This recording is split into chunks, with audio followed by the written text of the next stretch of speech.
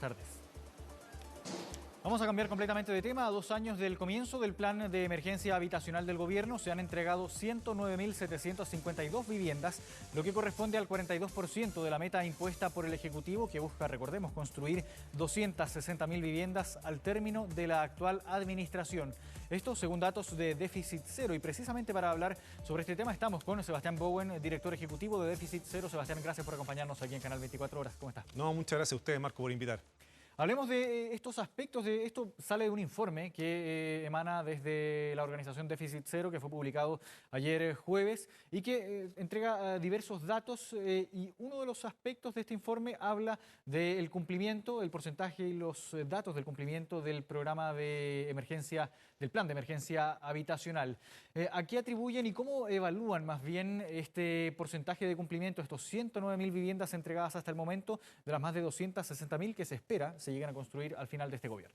Perfecto. Bueno, en primer lugar, dar un poco de contexto. Nosotros desde Déficit Cero hace 2 años hemos venido haciendo reportes cada aproximadamente 4 o 5 meses que dan cuenta justamente de los avances en términos generales de las medidas, los indicadores en materia de vivienda y especialmente en vivienda social o orientado justamente a la demanda social por vivienda. Y en efecto, el día de ayer publicamos este 6º reporte que representa la información de la primera etapa del plan de emergencia habitacional. El plan de emergencia habitacional es la principal hoy día política pública en materia de vivienda que se orienta a poder construir 260.000 viviendas en el marco de este gobierno, ¿ya? Y resulta que esto lo hacemos, es importante declarar, que está desde marzo del año 2022 hasta febrero del año 2023. Por lo tanto, no refleja los avances que pueden haber existido en los últimos 2 meses, por ejemplo. Y en ese aspecto, respecto al plan de emergencia habitacional, la información que nosotros podemos contar es que hay, claro, o sea, alrededor de 110.000 viviendas construidas en estos 2 años, lo cual representa... ¿Construidas y entregadas? Sí. Y lo cual representa un 42% del avance de esta meta de 260.000. Ahora, hay que hacer algunas profundizaciones en otros elementos que son importantes. Por ejemplo, la cantidad de viviendas hoy día ejecutándose, ¿ya? O sea, que se están construyendo son cerca de 120.000. Si eventualmente esas se llegaran a terminar, ¿cierto? Por lo tanto, se tendría aproximadamente unas 230.000, 220.000 viviendas terminadas al final de este periodo. Por lo tanto, vemos que es importante acelerar aún más el ritmo. ¿Cuánto demora más o menos el plazo entre que se ejecuta y se entrega? Es bien importante esa pregunta porque depende de varios factores, ¿ya? Entre uno de esos, ¿cuál es el subsidio que se está entregando? Por ejemplo, en general, los proyectos orientados a la población más vulnerable, lamentablemente en Chile, demoran mucho más tiempo que los otros proyectos. Para la población más vulnerable, en promedio, tiene una demora de 8 años. Si es que no se hacen cambios para poder... ¿A qué lo podemos atribuir? Aquí básicamente... Porque es bien amplio el plazo. Es muy amplio el plazo y, de hecho, parte de las propuestas que tenemos de Déficit Cero son formas de acortar justamente esos plazos para que sean menos de 4 o 3 años en ese perfil de proyecto. Cuando las familias, que nos están probablemente hoy día mirando, por ejemplo, conforman un comité de vivienda, ¿ya? Para postular un subsidio, tienen no solamente que postular un subsidio, tienen que encontrar un suelo que se ajuste a los precios que entrega el subsidio. Tienen que formular un proyecto, tienen que postular ese proyecto y luego recién empezar a construir. En todo ese periodo previo se pueden demorar 3, 4 años y luego viene la construcción y después la escrituración. Todo ese proceso en ese tipo de proyectos es muy lento. Ahora, cuando vemos justamente los datos del primer y segundo año es interesante. El primer año se construyeron aproximadamente 42.000 viviendas, el segundo año 67.000. Y en promedio ambos años se han iniciado alrededor de 50, 53.000 viviendas anuales, lo cual vemos que está lejos de la tasa de producción, en el fondo, de vivienda, sobre todo vivienda subsidiada, vivienda de interés público, que deberíamos tener en Chile para ir acortando la brecha entre la oferta de vivienda social y la demanda social por vivienda que hoy día existe. Claro, ahora el ministro Montes respondió también a este informe, no sé si ayer, si no me equivoco, y donde él menciona algunos de los aspectos o algunos de los factores que influirían también en la velocidad de avance del plan de emergencia habitacional. Menciona, por ejemplo, dificultades en el acceso a créditos, también dificultades con la calidad de las construcciones y también llama a elevar la productividad. Dice que, por ejemplo, las direcciones de obras municipales se están demorando poco más de 6 meses en decir que efectivamente un proyecto está bien hecho. Tiene razón el ministro en que por decirlo así, este avance en el plan de emergencia habitacional es un síntoma más de un conjunto de síntomas que te hablan finalmente de una crisis urbana y habitacional que estamos viviendo hoy día. Te voy a dar algunos ejemplos. Más del 70% hoy día de las comunas tienen planes reguladores desactualizados, vale decir, hace más de 10 años. ¿Ya? Las tasas de los créditos hipotecarios... Perdón? ¿Cómo? ¿Qué Más del porcentaje? 70%. Más del 70%. Claro, las tasas de los créditos hipotecarios se han elevado brutalmente justamente en los últimos 4 años aproximadamente, ¿cierto? Vemos también cómo han caído la cantidad de permisos de edificación que se han ido aprobando justamente en los últimos tiempos. Y esto también es uno de los síntomas más que la producción de vivienda social que estamos teniendo hoy día es de las más bajas que hemos tenido en las últimas 2 décadas, en gran parte por todos los factores que tú estás diciendo. Por lo mismo es importante dar a entender que este es un desafío a nivel de Estado. No es del Ministerio de Vivienda exclusivamente, ¿ya? De hecho, el Ministerio de Vivienda está haciendo lo posible por entregar subsidios, etcétera. Pero acá tenemos un fenómeno de la ciudad, de la disponibilidad de suelo, que eso está también asociado con obras públicas, con transporte, de planificación, de normativa. En ese aspecto, perdón, Sebastián, aquí el ministro lo que menciona es que los terrenos en los que se espera construir o en los que se espera llegar a esta meta de 260.000 viviendas al fin del gobierno ya están, ya existen. Exactamente, y uno de los puntos creo que han sido un aporte ha sido el acceder a suelo para poder hacer estas 260.000 viviendas. Pero ahí tengamos una distinción. Una cosa es lo que tú puedes construir al interior de los periodos de los 4 años de un gobierno. Creemos nosotros que esa es una mala manera, ¿ya? O una manera tal vez no precisa de poder ir evaluando el avance en materia de política habitacional. ¿Y por qué? Porque resulta que lo que se construye en un periodo de un gobierno depende mucho también de lo que se avanzó en el gobierno anterior. Sin ir más lejos, más de 130.000 viviendas que se van a construir en estas 260.000 vienen y fueron comenzadas en el periodo anterior gubernamental. Y mucho de la gestión que se va a hacer en el suelo que acabas de mencionar va a quedar para la futura gestión. Vale decir, la política de vivienda es una política de Estado. Entonces, ¿de qué manera podríamos ir midiendo el avance de la política habitacional que no sea la cantidad de viviendas terminadas en 4 años? Porque eso finalmente no da cuenta de que es una política de Estado. Una forma es ir viendo el ritmo de viviendas iniciadas, viviendas ejecutadas y viviendas terminadas anuales al interior justamente de los gobiernos. ¿Qué es lo que vemos nosotros? Que el nivel de viviendas terminadas que deberíamos tener al año es aproximadamente de 100.000, de ejecutadas más de 100.000 y de iniciadas también 100.000. Si nosotros nos acercamos a eso anualmente, vamos a empezar entonces a reducir la brecha y el déficit habitacional en Chile. Claro, y ahora si comparamos esa cifra, porque mencionabas tú, Sebastián, al comienzo que el año, a ver, estamos en 2024, 2023, 2022, se construyeron o se iniciaron 40.000 viviendas. Se construyeron, se entregaron 42.000 viviendas aproximadamente. El año siguiente, el 2023, 60.000. 67.000, sí. Antes de eso, ¿cuál era la tasa de comienzo de construcción? Hay, más que de comienzo, de entrega. Recuerda que estás comparando, sí, pero estás viviendas construidas con... y claro, han habido años, por ejemplo, en torno al año 2010, 2011, por esa fecha, que nosotros estábamos con una producción de vivienda aproximadamente 80.000, 70.000. Cercano al 100.000 que mencionabas. Sí, y efectivamente eso fue más o menos disminuyendo al mismo tiempo que fue aumentando el precio de la construcción por el precio del suelo, por justamente la normativa y otros elementos, y se ha mantenido en torno a los 50, 70.000, digamos, en los últimos años. Efectivamente, el año 2022, que fueron 42.000, fue el año de menor producción de entrega de viviendas que hemos tenido en las últimas 2 décadas. Y eso puede tener que ver también quizás con lo que fue la pandemia, el comienzo de la guerra en Ucrania también, algún factor externo que haya incidido en esto mismo también. Hay que considerar que durante la pandemia, también los momentos más duros de la pandemia, todo se detuvo. Claro, hoy día estamos y venimos arrastrando hace un rato y probablemente el 2022 fue uno de los momentos más críticos. Es una crisis por el lado de la oferta, ¿ya? La oferta le está costando mucho, en gran parte por los permisos de edificación, también por el alza del precio de los materiales que se dio con mucha fuerza durante la pandemia, entre otros elementos. Pero por otro lado, la demanda. El alza de los créditos hipotecarios llevó a que gran parte de la población hoy día no puede acceder a un subsidio, pero tampoco está pudiendo acceder a un crédito hipotecario. Por lo tanto, finalmente tampoco está desde la demanda la compra de esa vivienda. ¿Y qué empieza a suceder? Si el mercado formal no está funcionando, la oferta y la demanda, empieza a surgir un mercado informal. Y eso es lo que hemos estado viendo justamente en los últimos 4 años. ¿Un mercado informal de vivienda? Un mercado informal de vivienda. ¿En qué consiste esto? El arriendo informal, justamente las tomas, los campamentos, los loteos brujos que se puedan generar. Recuerda que hoy día en Chile, al día, 100 personas en promedio se van a vivir en una toma o un campamento hoy día en nuestro país.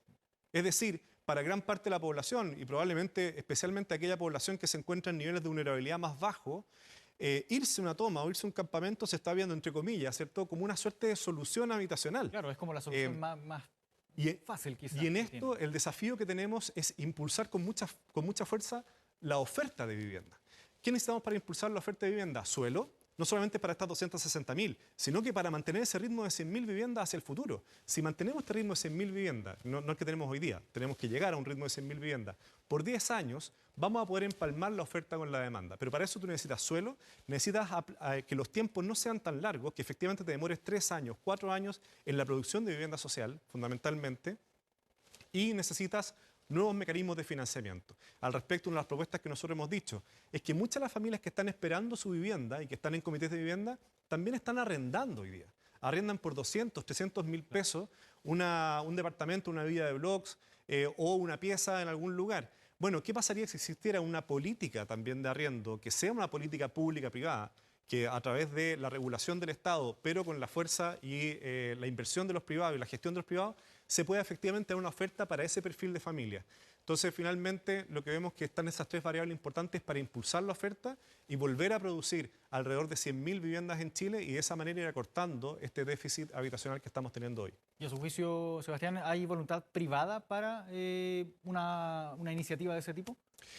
La voluntad privada va a estar en la medida que efectivamente las empresas puedan ver de ahí una rentabilidad. Así funciona, ¿cierto?, el mundo empresarial. Y de la misma manera, la voluntad del Estado va a estar en la medida también de que sea una política que la población también así lo requiera.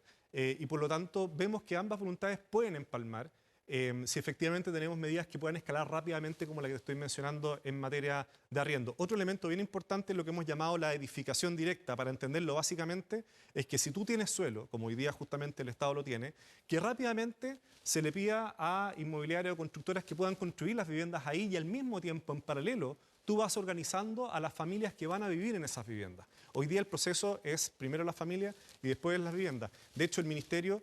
no se avanza en paralelo ahí en ese sentido. Claro, no se avanza en paralelo y el Ministerio en los últimos meses ha hecho este llamado de edificación directa y vemos que debe ser reforzado para poder justamente dar con este desafío. Y lo último, si me permite decirlo, Marco, que parte de los estudios que hemos levantado también desde Déficit Cero, es un reciente estudio que se llama la demanda social por vivienda, que lo hicimos junto a la Universidad Católica. ¿Qué es lo que te muestra aquello? Es que hoy día cerca de 700.000 hogares, por ejemplo, que son parte de esta demanda social por vivienda, son hogares unipersonales, vale decir, vive una sola persona, o son parejas jóvenes sin hijos, o son muchas veces familias migrantes que no tienen todavía la residencia definitiva, pero que tienen un proceso regular y por lo tanto podrían arrendar.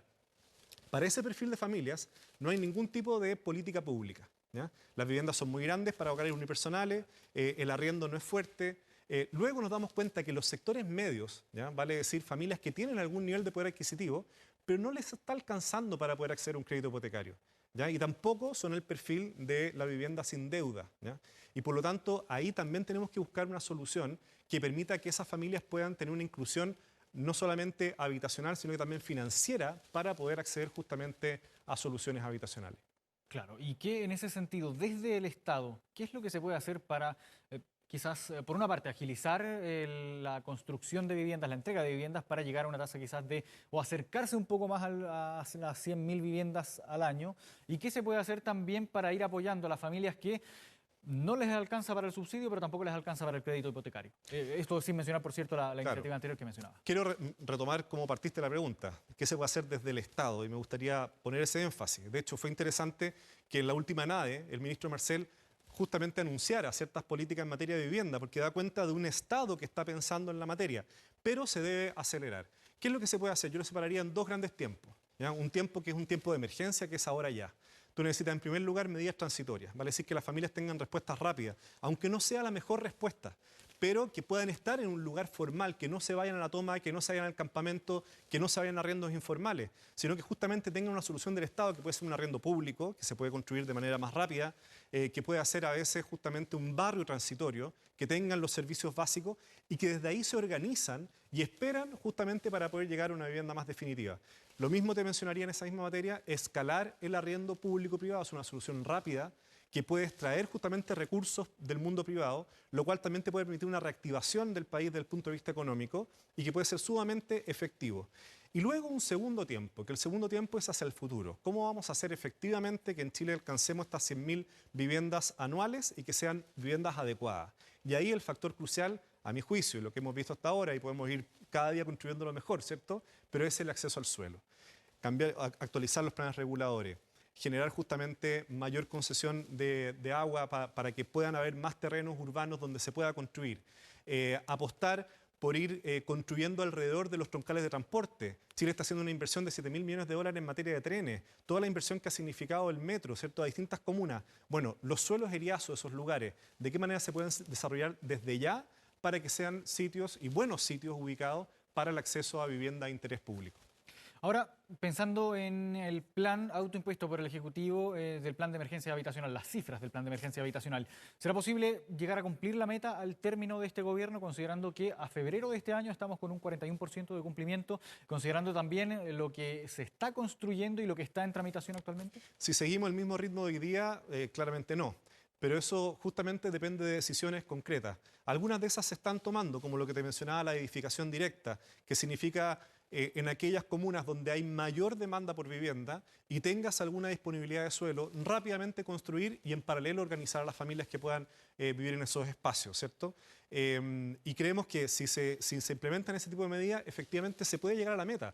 Pero no nos engañemos, llegar a la meta va a ser mantener la crisis, ¿ya? Llegar a la meta de 260.000. Recordemos que hoy día lo que nosotros calculamos es aproximadamente 900.000, 1 millón de hogares que son parte de esta demanda social por vivienda de un nivel más o menos crítico, ¿ya?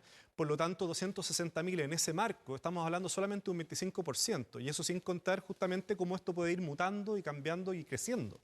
Por lo tanto, es muy relevante alcanzar esta tasa de producción de vivienda social cercana a las 100.000, que no solamente sean 100.000 terminadas, sino que al mismo tiempo hayan otras 100.000 ejecutándose, al mismo tiempo hayan otras 100.000 iniciándose.